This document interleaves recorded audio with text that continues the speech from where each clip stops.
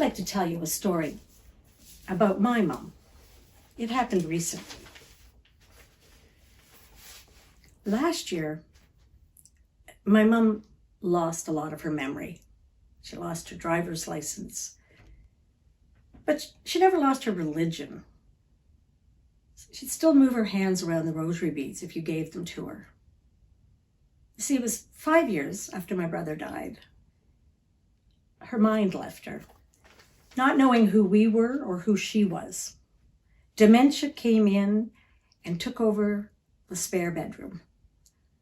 The stories it was telling her were humorous and harsh and had her packing and unpacking to go back home. Please take me home.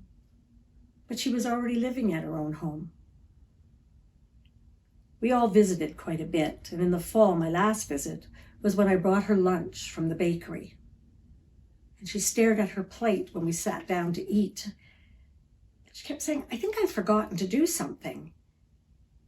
"Grace? Do you want to say grace, Mom?"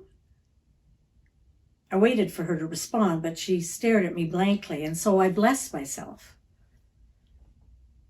And then she made a mumbo-jumbo movement with her hands. And I recited the blessing that I hadn't said in years. And the words came back to me like they were waiting under my tongue for 4 decades. My mom got shorter that day, not because she was shrinking, because I was not looking up at her like I always did, like I was a child looking for her approval. I was looking at her, eye to eye.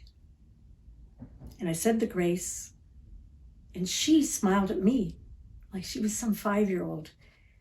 And she said, "I know those words, but I can't think what they mean." And I said, "It's okay, Mom. I've got you covered."